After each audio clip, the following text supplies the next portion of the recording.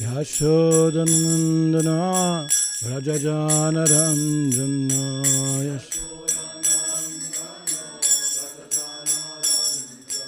Yashodanandana Vrajajana Ranjana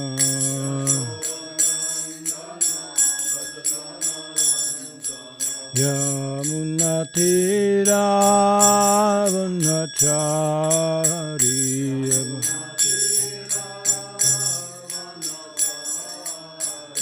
Yamunatira Vanachari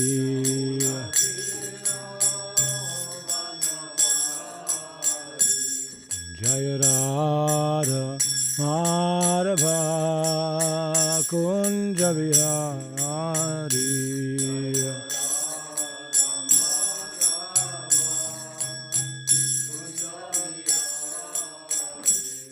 Jaya Radha Madhava Kunja Vihari Radha Madhava Kunja Vihari Gopijana Vallabha Girivaradhari Vallabha Girivaradhari Gopijana Vallabha Girivaradhari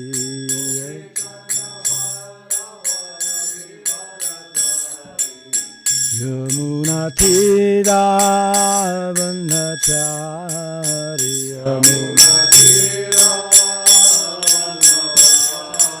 Yamunatira Vanachari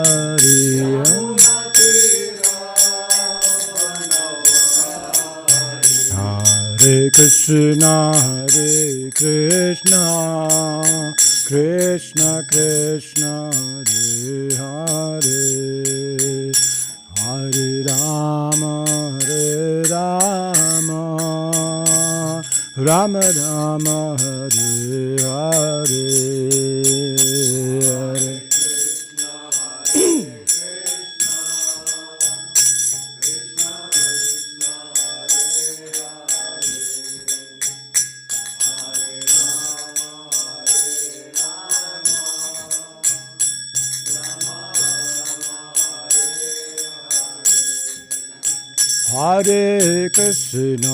Hare Krishna Krishna Krishna Hare Hare Hare Rama Rama Rama Rama Hare Hare Hare Krishna Krishna Krishna Hare Hare Hare Rama Rama Rama Hare Hare Jaya Prabhupada Jaya Prabhupada Jaya Prabhupada Srila Prabhupada Jaya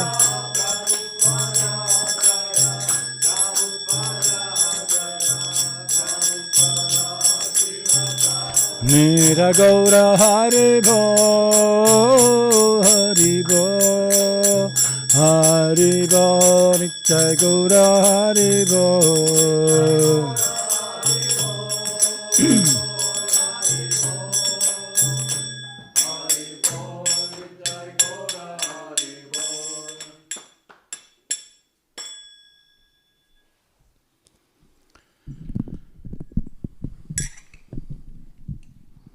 It's a little bit shortish. What do you want to do? Higher? It was not stable anywhere. It's not here. Listen. Once Prabhupada said there was a similar thing about microphone. Every time he was starting to speak, the microphone was going like down. So he looked it up and he was like going down. And he was like, nothing permanent in this material world. Nothing goes down. So today we are reading from Srimad Bhagavatam.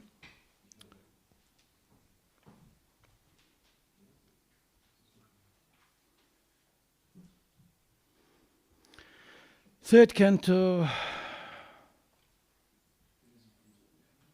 right?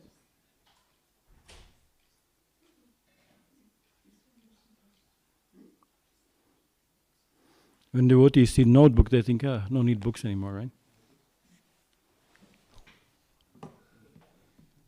Is it true?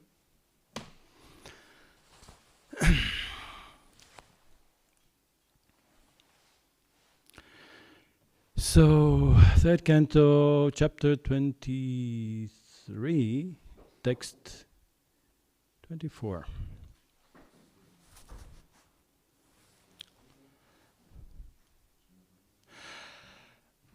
Oh, before chanting, sorry. Om Namo Bhagavate Vasudevaya. Om Namo Bhagavate Vasudevaya.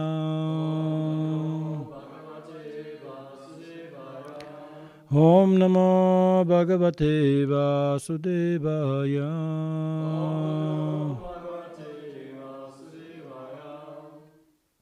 This is our fault. Most of the times we are so much absorbed into activity, we forget to connect ourselves to the Supreme Pure Consciousness, Vasudeva, and the Vyasadeva who expressed it. So, without offering respects to the Supreme Source of purity, force, beauty, the thing which we want to absorb is quite limited. Therefore, we always have to start and end any activity with connecting it to original source. Therefore, Vedic scriptures always say that anything you start with Om, you finish with Om, right? Om means sound representative of Lord, God, and also explaining His energies. Lord, His energies, and interaction. So these three things have to be kept in mind. And if that's understood, then every activity will be successful, including today's Srimad Bhagavatam. So read the verse 24. Sadhat bhartur samadaya. Satat bhartu samadaya. Vacha kuvalaye kshana. Vacha kuvalaye kshana. Sarajam bibhrati vaso. Sarajam bibhrati vaso. Venibhutam shamut yajan. Venibhutam shamut yajan. Satadbhartu samadaya. Vacha kuvalaye kshana. Sarajam bibhrati vaso. Venibhutam shamudhyajan.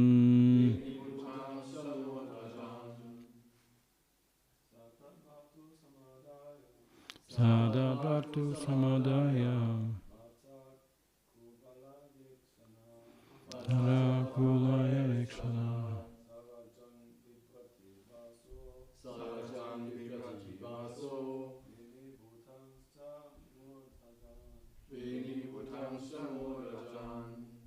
Satatpatu samadaya. Satatpatu samadaya. Vacha kuvala yekshana. Vacha yekshana. Sarajam biprati vaso. Sarajam biprati Vaso. Venibhutam shamudajan. Venibhutam shamudajan. Satatpatu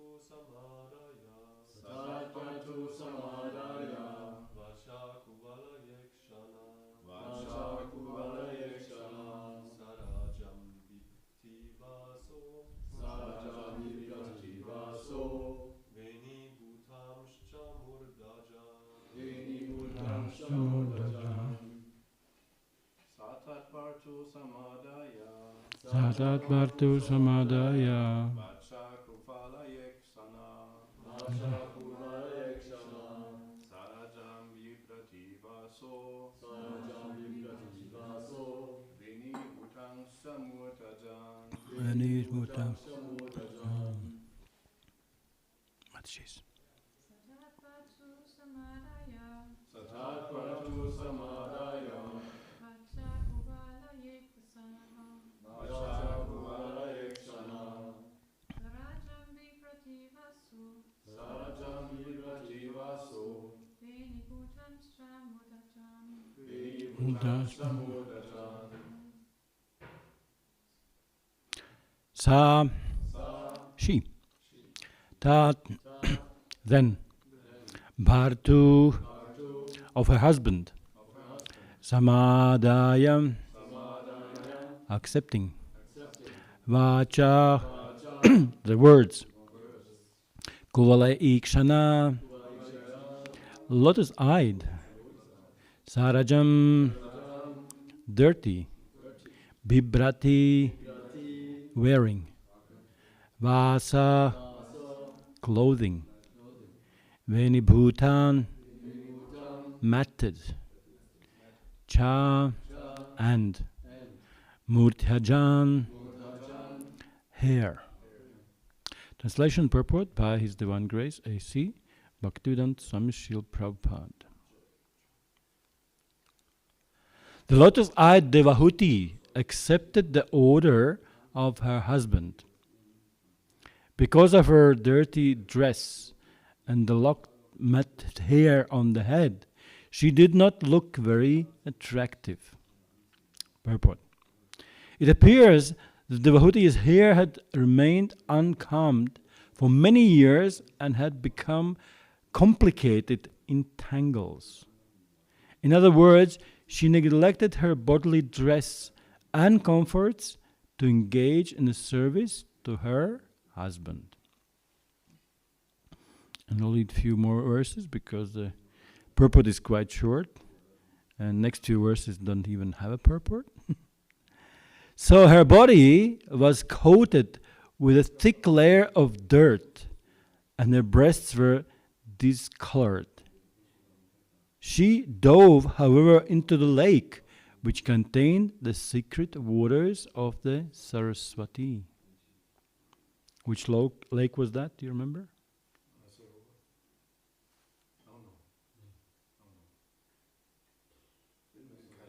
Sarovar there was. Bindu Sarovar. That's a little bit different place.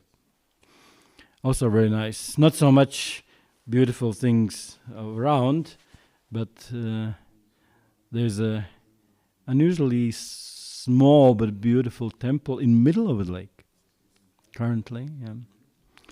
And as mentioned here, there was the waters of Saraswati. Actually, it is story that when Lord Vishnu he came there and he saw his devotee to perform, his devotee Kardamani, to perform the austerities and the service to him, he was so emotionally moved that he started to cry. He was so happy. So that some of those tears fell into in the lake. So therefore, it's like Bindu Sarovar, something to do with tears. In a house inside the lake, she saw the 1,000 girls, all in the prime youth and fragrant like lotuses. And verse 27.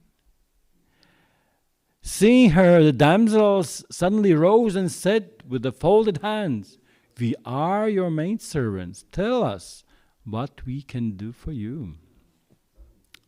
Purport.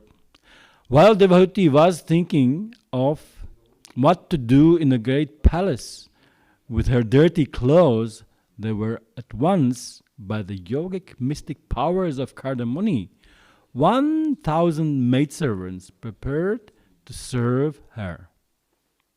They appeared before Devahuti within the water and presented themselves as her maidservants, simply awaiting her orders.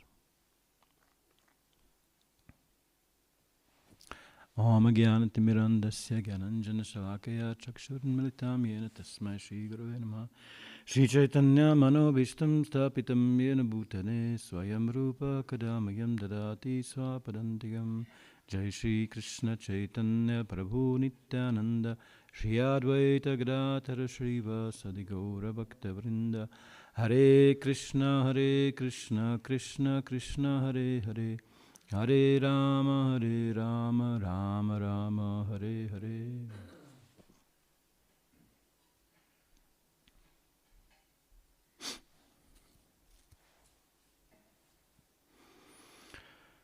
Srimad Bhagavatam is full of amazing and beautiful examples. I remember my family life was not so much of a happy one. In some cases, our mind is built such a way that most of the time we remember good things and forget the bad ones. Unless we are really crooked, which some of us are. We remember the bad things and forget the good ones. But child, especially, he never remembers. I remember my mother was once told that you looked so scared when you looked at your grandmother. She was very strict. And I never remember that. And all my life I can't remember. Only because my mother told so, I had to believe her. But after a while, it doesn't come to me. I remember I was just starting to walk hardly. It was countryside. And my mother told me there was this crate around, like this railing, square thing. And you put the child inside so he doesn't move much around, But sometimes when you start walk, you start pushing it, You push around the room. So still it's a kind of, you're limited, but you're safe. But not in my case. I was not completely safe because that was countryside. And in countryside, there's these wooden ovens, When you cook the stove, then there's put the wooden inside. That's okay, nothing wrong. But there's one square, small thing, which is extremely hot. So somehow or another, by the curiosity or something like that, I was going around and probably moved around and touched the whole thing, And my mother, she was like, "What's going to happen?" And she told, I really don't remember that. And I was so surprised, I didn't know to do it. What I was doing, it was wrong or good or bad, Therefore, I just clenched the hand. They're like, what to do, cry or not to cry? So, and therefore she said, it's going to be a very patient boy. Straight away. Yeah, many things I don't remember. Although I remember myself being carried in a baby carriage. It must be first week. I remember sitting in a baby carriage, carried around in a train. Yeah, lying in the thing, and it was train and the sounds. That's my first memory. So strange enough. So many things which we are remembering from family life or from young age, whatever it is. If we are, progressively thinking, we try to avoid the bad experiences. And one of the things which sometimes the family life is a little bit of arguing, right? If you are husband and wife, it has to be really ideal life that never happens any arguing, I think there's a saying, if there is a thunder in the morning, there's not going to be rain. Daytime, afternoon maybe. But then if there's thunder in the morning, it's not going to rain. So if the wife and husband is arguing, this is not serious. Not going to happen. It's just rumbling, but no rain. So if there is something happening like this in our family lives, if we are progressively thinking, we try to avoid those things. And I would say it was quite of a discussion with my sister. She's 1.5 years older, and we were sitting, probably we were like, 7, 8 years old. We had discussion of two things. How are we going to live our family life? And what's going to happen in year 2000? Already then. Yet problem year 2000. We're thinking, oh, come on, we're going to be, we're calculating. That was probably school we're going to already first couple of years. We're going to be 33 years old. Come on, it's such old, big guys. What's going to happen? Who knows?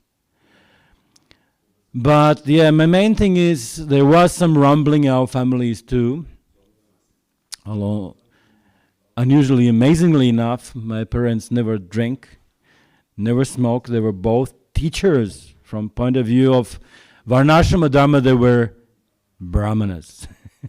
Both of them teachers.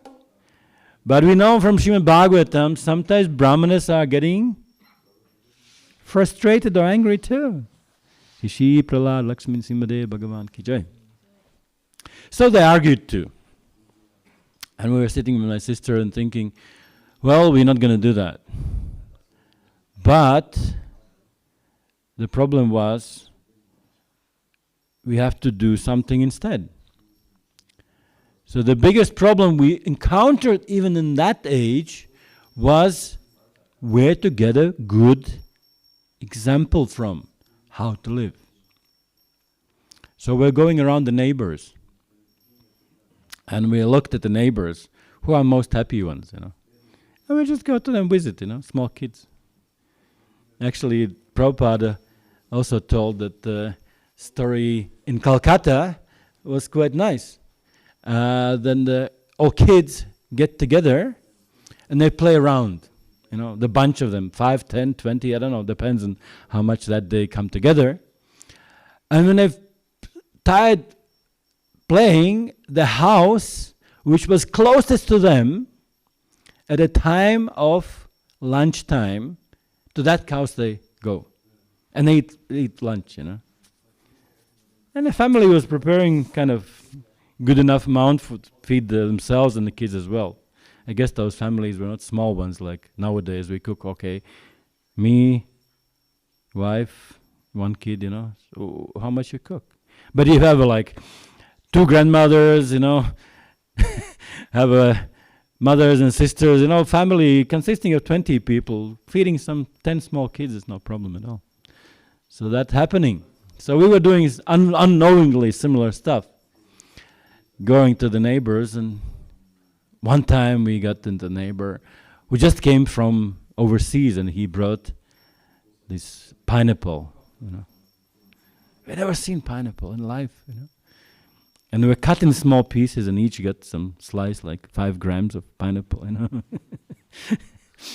Yeah. Bananas, I think first time I saw banana when I was 20, in Soviet Union, not before that. So, lack of good examples, it is the biggest problem, and therefore Srimad Bhagavatam extremely nicely deals with that, giving nice examples how family life is going to be happy as much as it can be. What's your verdict? What's your experience? Can family life be happy? So, yes. Yeah. Yes. Yes. The question is why we are not happy. Why we are not satisfied? Because we have ambitions. We have ambitions and desires, and we think, not just think, we're sure the other half of our family life is responsible for fulfilling that desire. No? The husband thinks, my wife should make me happy. And opposite. The wife thinks, the husband has to make me happy. Although there is saying, unknown source, you cannot make wife happy if she is unhappy. You can make less unhappy, but not make happy. If the wife is happy, you can make more happy. But if she is not happy by herself, you cannot make her happy. You can make less unhappy. That's strange. It's just like a borderline, you know. Christianity is said, those who have, they'll receive it. And those who don't have, they'll lose what they have already. So the thing is, the positive thinking, the positive approach and looking for examples will be always maintained. If you concentrate on the faults, you will find 100 sources and examples to maintain, to support your mentality of fault finding. So therefore we are so unusually happy to see the good example of Srimad Bhagavatam. So one example which we start usually with, it is Bhagavad-Gita and Arjuna as a hero, and of course his mother. You know the story of mother? What's the name? Kunti is one of the name. Other name? Pritha, yes. Not very often, but many times Krishna addresses Arjuna how? Partha. That means the son of Pritha.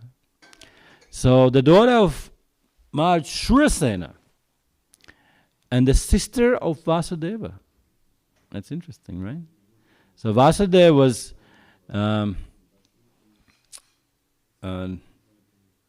Vasudeva and her wife was a kind of parenthood of the Krishna, and the sister was Arjuna's aunt, you know. So they had a blood relationship, and that's the beauty of Krishna's pastimes in Dwarka and all the things, that everybody somehow another, all the Yadu dynasty, they had some kind of blood relationship with Krishna, and they were proud of it. That was the most important part. Yeah. My aunt's sister has a daughter whose husband is married to the third step aunt of Krishna, something like that. But always there was some kind of blood relationship with Krishna, which is completely opposite in Vrindavan, but we'll hopefully get to that. So Kunti, she was adopted by Maharaj Kunti Bhoj, and therefore she was known as Kunti. Prabhupada says, she is incarnation of the success potency. I never found that. It's quite interesting. Kunti was the incarnation of success potency. Kunti, right? It's unusual. First time I found somehow. Anyways, and she was a young, also serving, and she got special dressings for Durvas Muni. Durvas, interesting name, Durvas.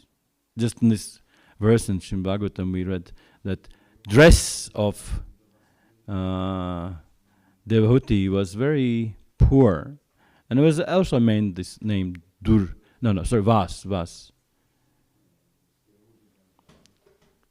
Vasa, closing.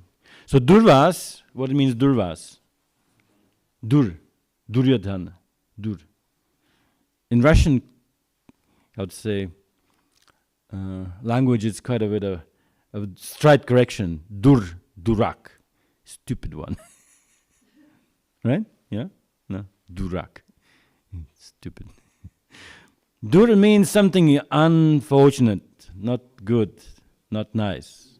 Poor, in some sense. So Durvas means poor clothing.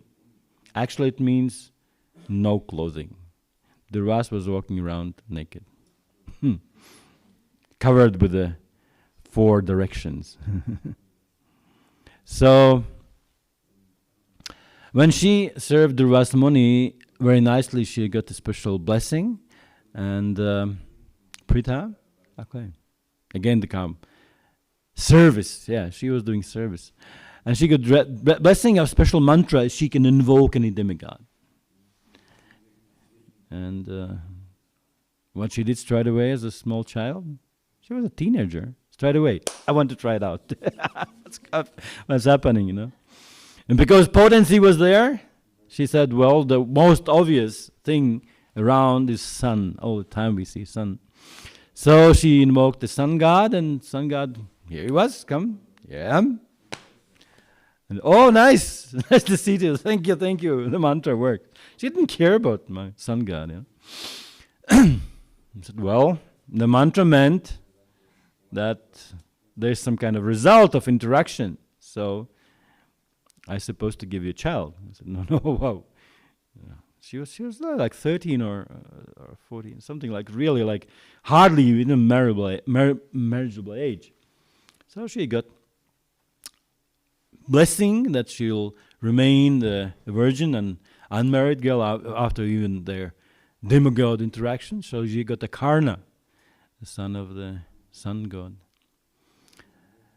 But still she was afraid, and she put the child away, and the Karna was floating in the small baby carriage and down the river. What's a cruel thing to do, you know? Any of our mothers can imagine that? Getting the son from sun god and just putting in a river and just going away. There was quite unusual, unfortunate testing done. In one hospital, they wanted to see how much mother-child interaction is important in an extremely young age when the child is hardly conscious. You know, he just completely, you know, like, ah. Even then, by standing next to each, by touching, by hearing mother's voice, a child is brought up. It's amazing. The connection is so strong. You know, my wife was in the other room. The child was turning around, not making even sound, and she was up. Something's going on. You know, you have experience like that. The child is just like, just turning around, and my wife is up already. So they did in the birth house, where the children are delivered, they didn't allow. It's just I know, Karmis come up with such crazy experiments, you know. Like Kunti, I'm like, I want to experiment, you know, I want to chant mantra. So Karmis also came up with a strange experiment, not allow the mothers come to the babies. So they were fed the milk, whatever it is. There's already quite a bit of it. Still, interaction with mothers were for 1 week or something like not allowed. So half of the babies, they practically died. They were like completely losing their health. It's just amazing. Just this interaction of hearing mother's voice, touching, being cuddled, and so on, it just keeps you healthy. Just such a thing. So, but I guess the demigod children are a little bit different, you know. They're much stronger. And the Karna, you know, Karna was the strongest of Pandavas. He was actually strongest of all Pandavas. He could defeat easily even Arjuna. But he didn't do that. Yeah, the whole story how he was promising one day when finally Kunti Devi, she revealed the identity of him as being sun god. And she prayed, please, please, please don't oppose my other 5 sons. He was very much attached to what? To the wealth. To the wealth, to the kingdom, whatever small it was given by Duryodhana to him to provide the equal rights. Because at the stage when the Draupadi, the future wife of Pandavas, were kind of discussed whose wife she become, the Karna came up also in a competition, but she said, no, you cannot do. Cannot. Disqualified. That's interesting thing. When the Swayamvaras of such a exalted princes were happening, of course the whole thing was arranged by the father. But the choosing thing still was up to the bride, to the lady. So she had in mind someone, but somehow that's a unique feature of the woman.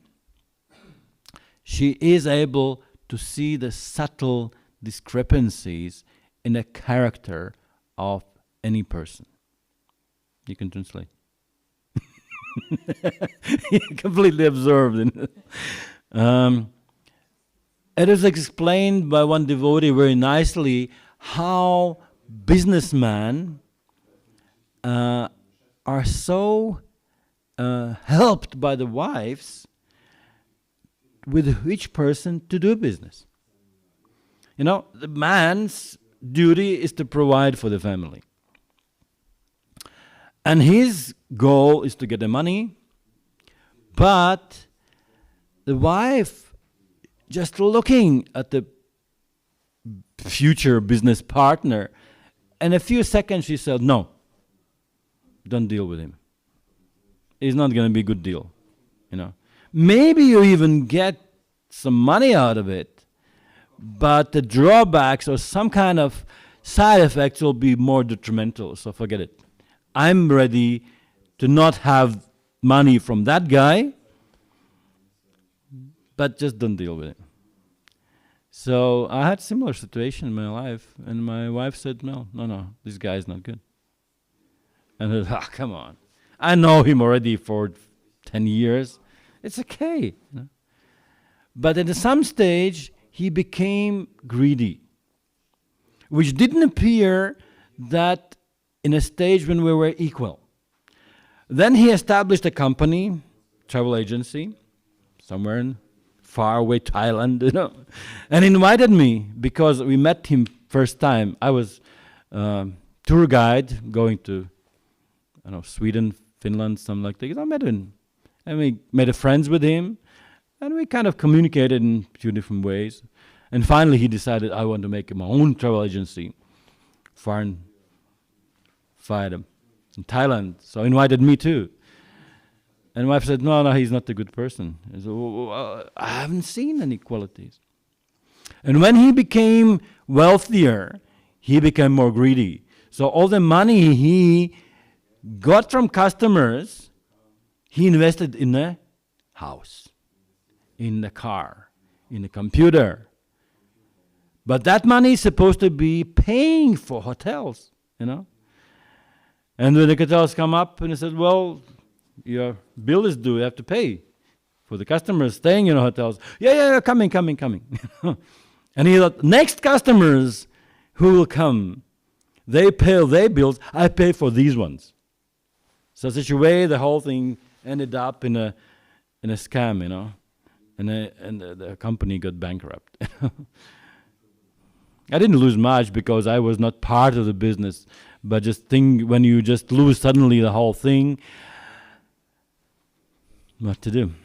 So this is the beauty of the intuition provided by God to the woman to seeing the qualities. Bhaktivedanta Swami once said, if you have a brahmacharini, like proper brahmachari in the room, in 5 seconds, she can see in a temple room who is brahmachari, who is not. Doesn't matter what color he is. There's a 5 in a saffron robes. She can tell, okay, that's brahmachari, that's grihastha. Doesn't matter what color he is. He's grihastha, that's okay. So those things are seen. What it means, Prabhupada said, religious wife and spiritual husband. What means religious wife? What do you understand by that? Religion. What's the Sanskrit word for religion in a sense? Yoga, not religion so much. Other word I'm looking for. Dharma, exactly. Dharma, it is religion. There's 4 main points on Vedic scriptures which describe dharma, artha, kama, moksha. Right.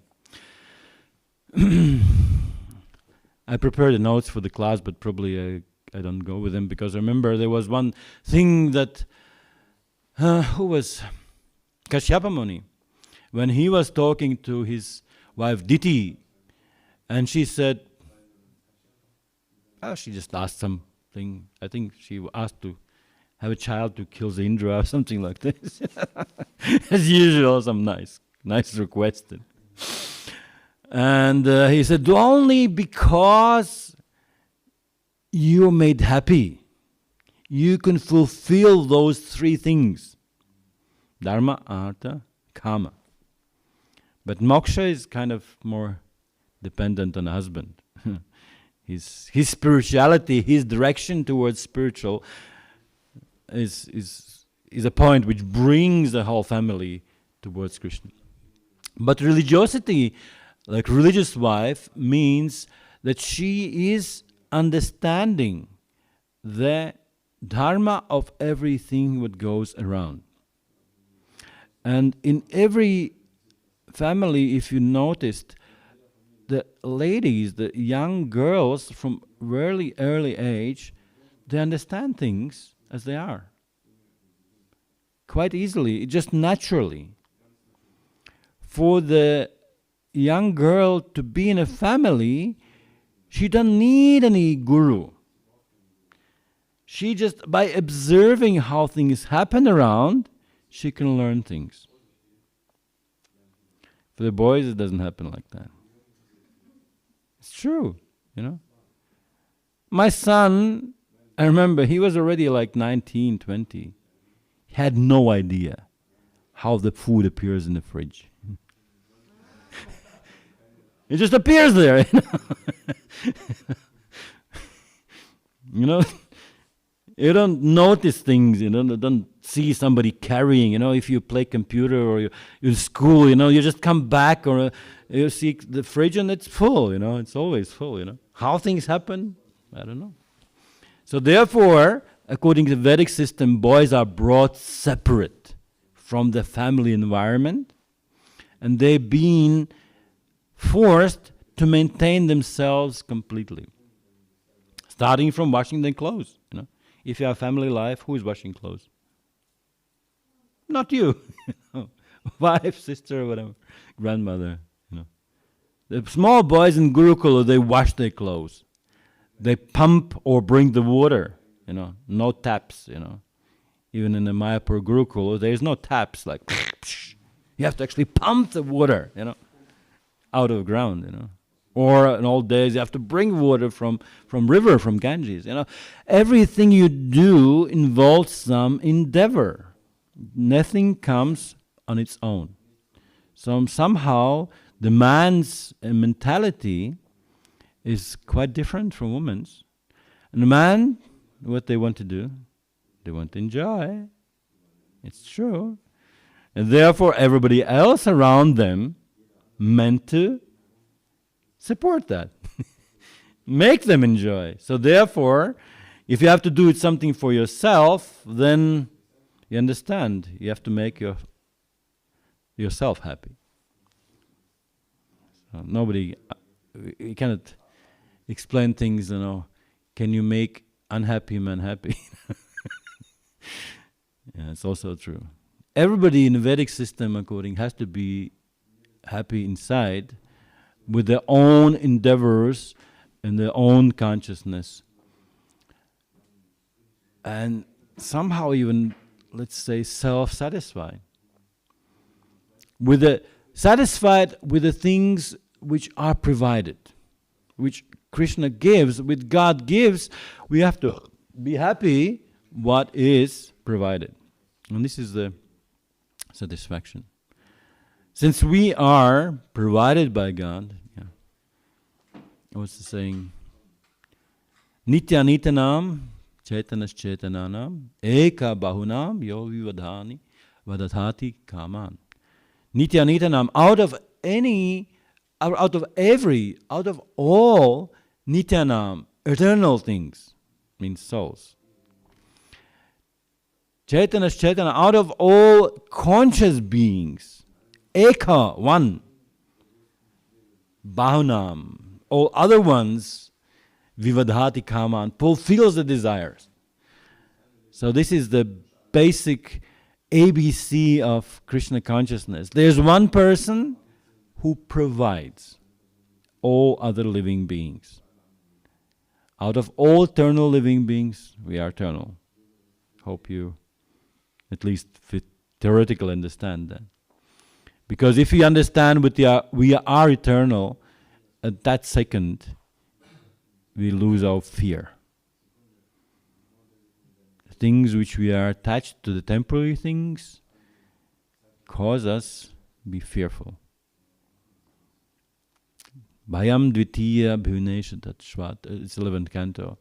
If you get absorbed in secondary things, dvitiya, the secondary, not the one, dviti, then you bhayam, the fear comes.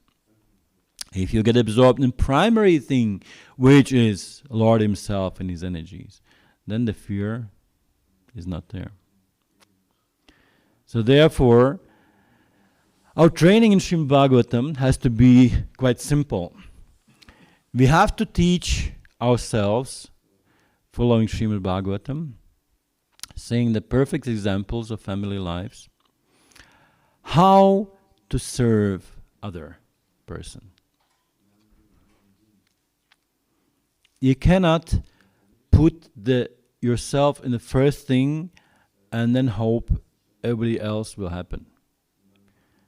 So this is the thing which is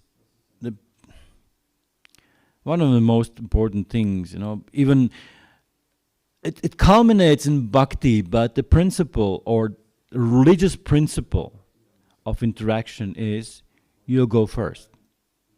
You don't do like this. Unless you do first, I respond. That is prerogative. That is privilege of Krishna. He is God, and He can maintain that kind of mentality. He is a center. He is the center of everything. So unless you approach Him with certain your desires and conditions, He will not force Himself onto you. Unless He appears as a devotee. Right? So unless you do something wrong, police will not bother you. But if it's something wrong you do, then interaction will be. Unless you want something from Krishna, some kind of interaction, He will not come. Because that's His position. He can be source of everything and provide you only those things which you desire. If you want the material things, why He would force you something better?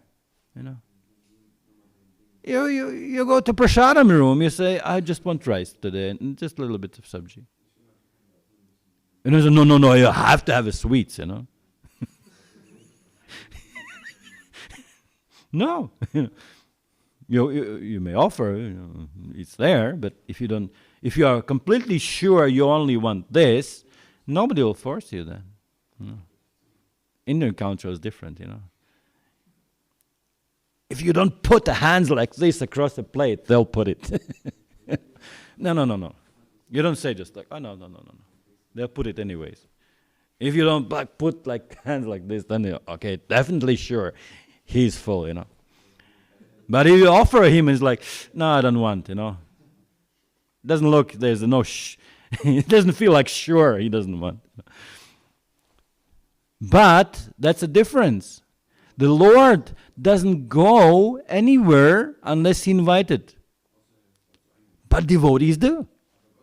Yeah? Devotees can go anywhere. I remember in Germany, there was a time introduced by Mataji Devaki, you know. She was having this interesting business of maintaining temples by selling to German people Holzmassagegerätes. I remember that. I had a spiel, you know, some few sentences, and you go anywhere. You go in a bank, you know. Just go in a bank, and not just in the bank, around the counter. And you can give massage to everyone, you know. And they are so happy they buy it, you know. Not in the big cities, no, not in Berlin, somewhere here in Bavaria, you know. And you can go in anything, you know. Not flower shops, not just any etiquettes, you know. In a bank around the counter. And they, okay, yeah, sure. Yeah. Because it's pleasant, because it's nice. You're allowed around. So Krishna will never approach you and force you or even introduce you to the devotional service if you don't want it. So, but wanting it comes from association with other devotees. So therefore, if there is no one around, he takes appearance of the devotee himself in such a way he can go anywhere to offer this devotional service to himself as a devotee. So that's Chaitanya's appearance. Nrsimha would never offer devotional service to anyone. You know. Opposite, you know, if you do something wrong, that's a police department. It's a Kshatriya mood. Definitely, I think this is the passionate Kshatriya mood of Nrsimhadev. You did something wrong, you get punished. But good thing you cannot force upon unless you desire. So this is Srimad Bhagavatam, which we try to be womanly religious and understand things, how they work. So therefore, if we get trained by most religious women in creation and beyond creation, which is the inhabitants and gopis and Vrindavan and so on, they are most religious people, most religious ladies. And they know how things work. They know how Krishna works. What he likes. So learning from them or learning from their followers or learning from their servants associating with them, we get this desire, we get this understanding how actually things work. You know, like a small girl, he just observes 2, 3, 4 family members and she understands. You know, scream to the husband, you know. He comes after work. He's tired. He's being harassed by the boss, you know, and by the customers. And when you come home and a woman, and the wife does the same, it's not going to be a happy life, you know. A man comes home to have sweet words. So Krishna is same. He goes to his mother not to be punished. And when she's punishing, he's really scared. Never happens before. You know? That's why we have this Damodara Lila, you know. He comes to the mother Yashoda for the milk, for the hugs. And when she is angry, you know, with a stick in the hand, she's really afraid, you know. That's serious. You know? Otherwise, you know. So these things have to be learned from Srimad Bhagavatam. And whatever age you are, if you are in a young age and you're thinking what's going to happen in the future. If you're brahmachari, you are learning in ashram. If you somehow missed it, you jumped into Krishna consciousness when you are already a family member, and then you catch up from the stage you are. whatever it is. You just on the go, You train on the go. Somebody puts in a car and you don't have driver's license, and it just drive, Somebody goes in a kitchen, cook it for Krishna, I only know how to boil water, and sometimes even then it's burning. Happens, It's said that the cook, unexperienced cook can burn even the water. Yeah. So we are inexperienced in Krishna consciousness, and we are burning left and right. And unfortunately, when we come together, the neighbor also gets burned. So therefore, you have to be really careful not to burn, not to harm our neighbor devotees in such a way. We'll have a special blessings from Krishna because he has nothing else to do. He likes to make his devotees happy. Tesham sadayukta. And devotees don't have another business too. They just sit together and talk about Krishna and make each other happy. Make each other more happy. And if you're unhappy, then you can make them less unhappy. And therefore, again, as I was saying, the man's and woman's mentality is different. If the man is unhappy, what he's doing? He locks himself up in the room. He doesn't come out until he's ready. That's his book. Nothing to do much with the religion, but there was his book of the man come from Mars, woman come from Venus. You know that one? Heard of it? No. What the man does when he is unhappy? In a cave. He locks himself in a cave until he's ready to communicate.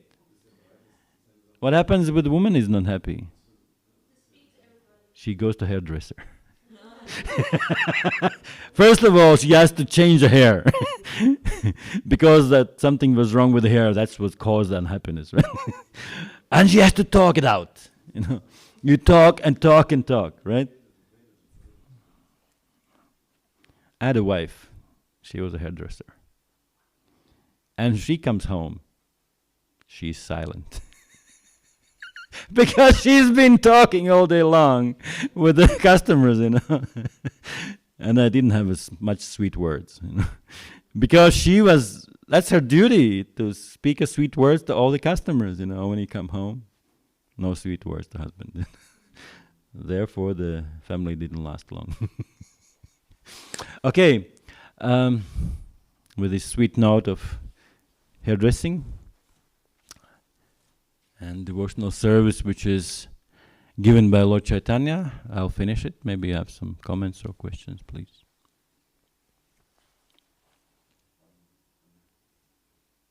Yes, Maji. You mentioned a little bit about being self-satisfied. Yes.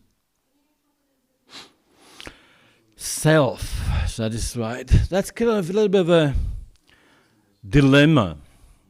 Because if you're self-satisfied, that means there's two things. One thing is you, which is satisfied. And the other thing is you, which you are satisfied with. So basically, it is a little bit of a lie. It's untruth. Because there's only one person who is self-satisfied. You know who is? Not me. I have name of Atmarama, but I'm not self-satisfied. So being self-satisfied means the first hint of inner world. Self-satisfied means for the people who are in a, let's say in a bodily consciousness, drawing the border. So here's me and here's not me, So therefore, self-satisfied means finding happiness inside. But that's first step into this yogic process. Because self-satisfied is like, okay, the common name, braveness, beauty, like things, but it has to be personified, you know. You don't say, like, oh, this is beauty, you know. What means beauty? That means beautiful girl. That means beautiful mountain. That means beautiful picture, beautiful music, something like this has to be expressed in something. So self-satisfaction is same thing. That means you are not absorbed in things outside you.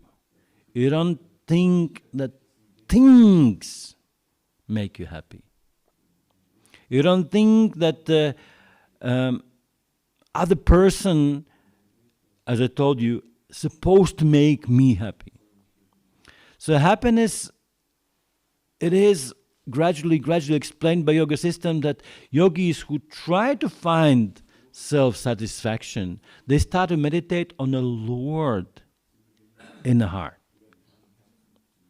So the person who is not God conscious, what kind of happiness he can find in himself?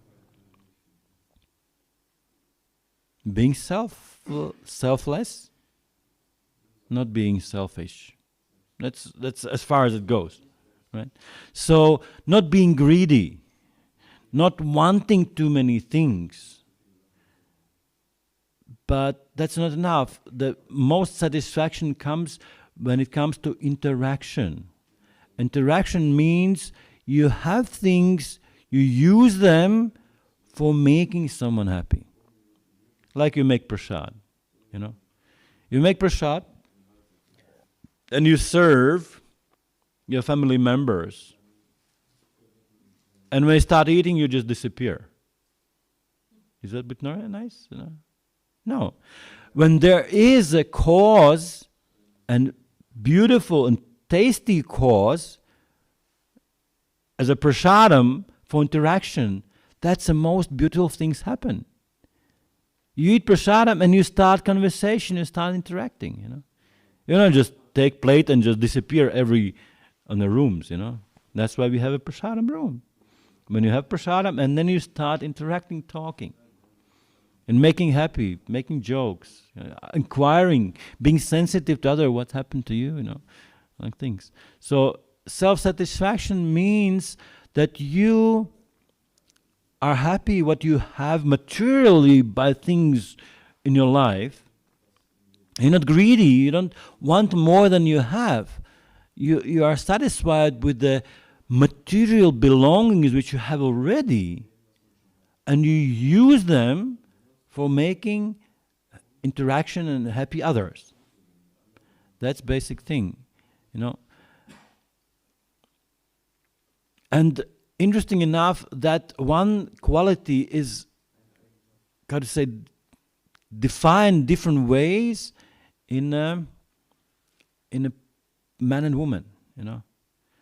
In a man, it would be expressed as a sense control.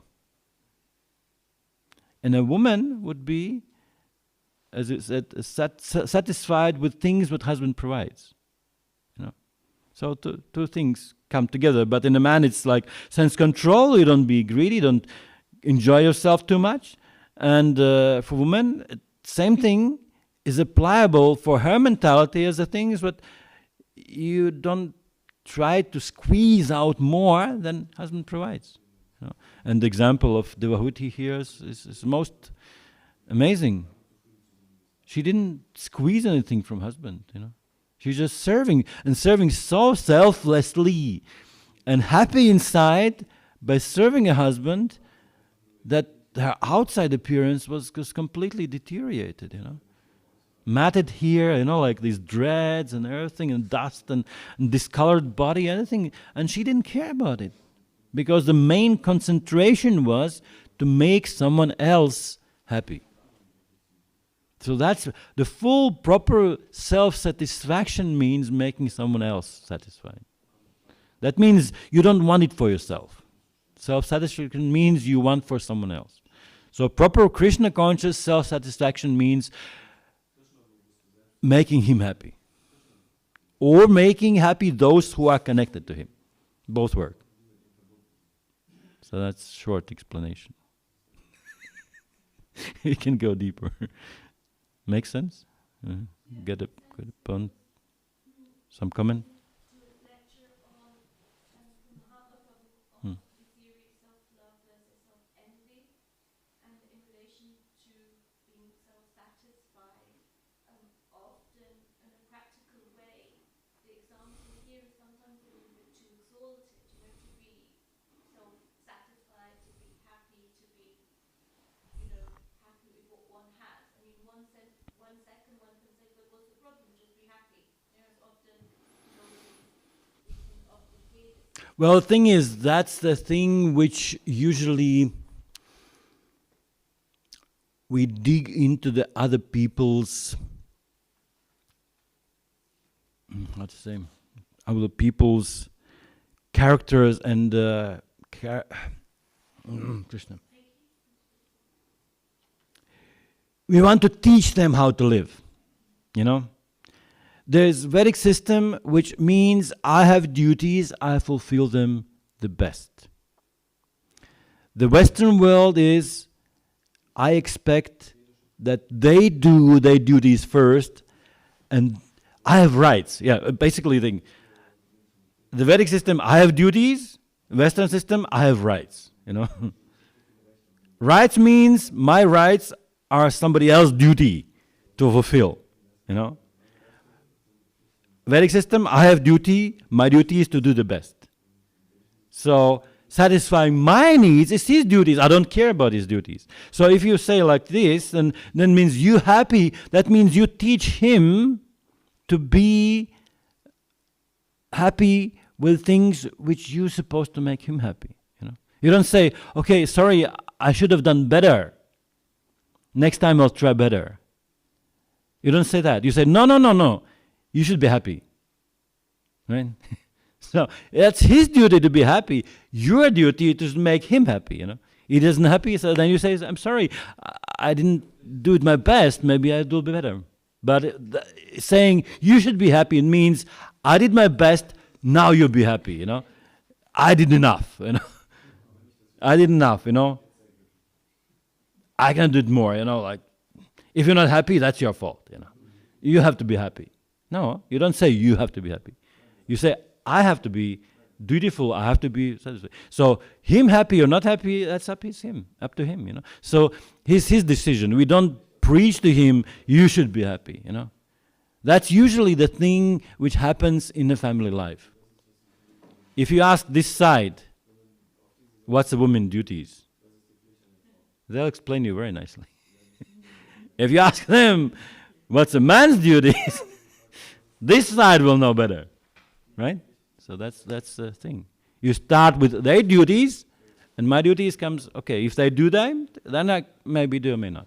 Depends, if I'm merciful. So that's self-satisfied means you're completely happy in serving others. That's selflessness, Without attachment to result. You are attached to the results. You have to want to see your husband smiling, You don't just serve and doesn't matter whether he's smiling or not. You still do your thing, right? You do the thing and you see if he's not smiling, then you have to adjust, This is the result. We want to see Krishna smiling. We want to see husband smiling. We want to see wife smiling. I just do my duty. It doesn't matter. I'm not attached to result. Result is the person is happy. Prabhupada smiling. That's our goal. Our spiritual master is happy. That's our goal. You're not attached to results. No, we have to be attached to results. To material results, no. Material results mean things. Spiritual result means person. So that's a person, that's my goal. My goal is to make him happy. That goal we have to be attached.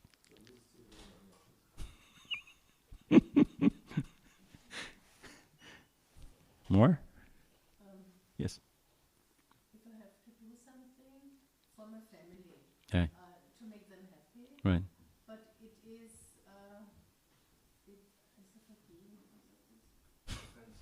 is an offense if I do this.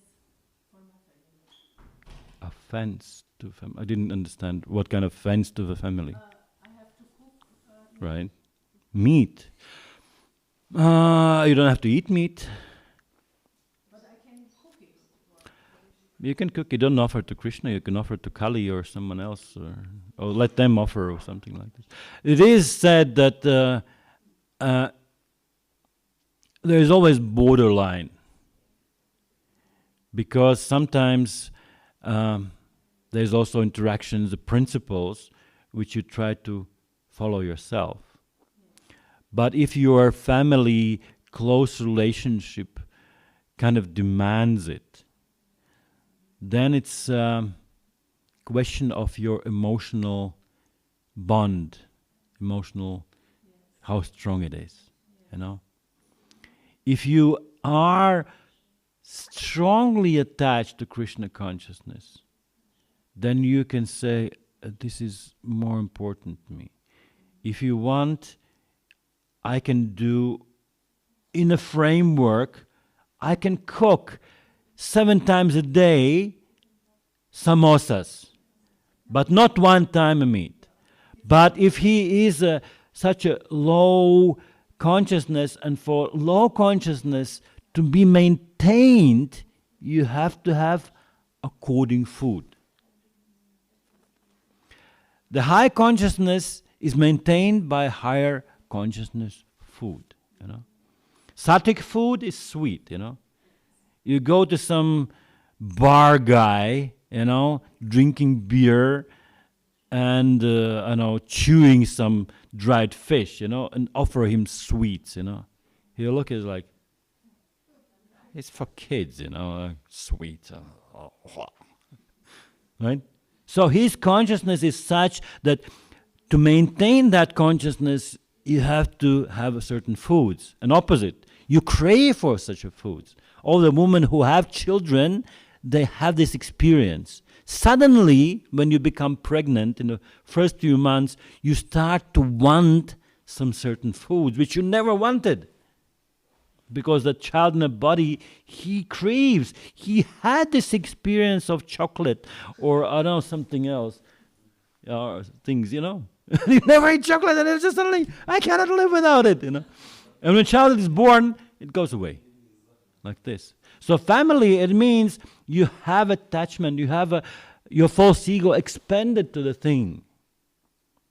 For a certain reason. You accepted it. And Krishna sent you similar mentality which have to be overcome. So if your child is meat eater like a end of the world, he cannot do without it. So he's been sent to you. So to satisfy his senses is more important actually following your own principle. It is true. The children are Grown up. yes. So you don't have to do it. I don't. No, you don't have to do it. They are By their own, you know. He is full grown adults, you know. You don't have to, you know.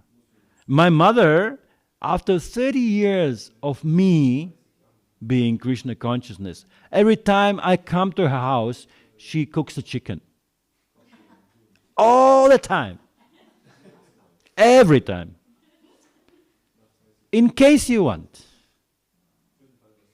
Because she eats herself.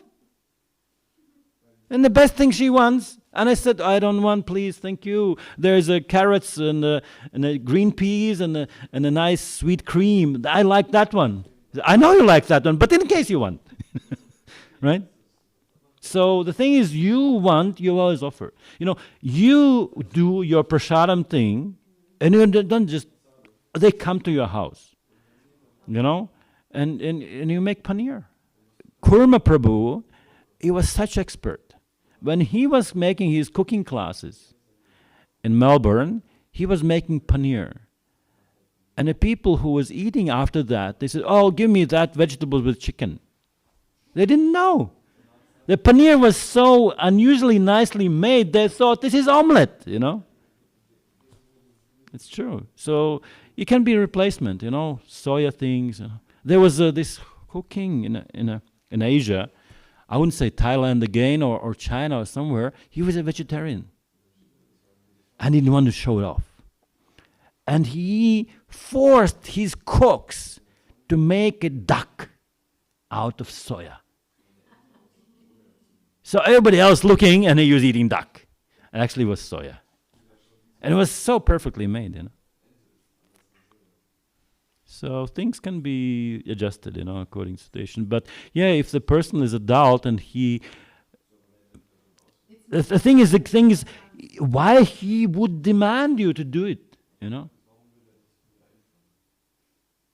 If he's so lazy, he cannot cook himself, and if he doesn't have a wife or something like that, then bring your son. You take away. You go to the shop.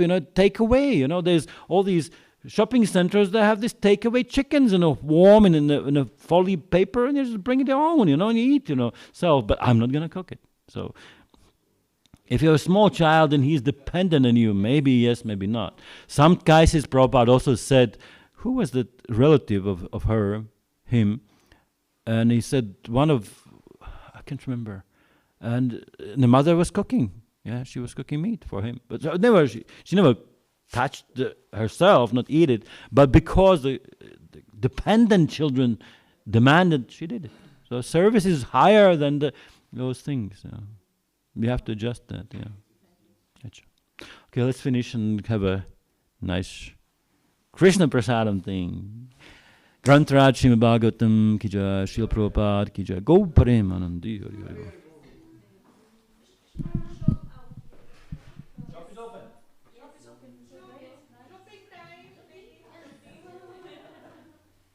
Let's see, what's more important? Prasadam or cooking?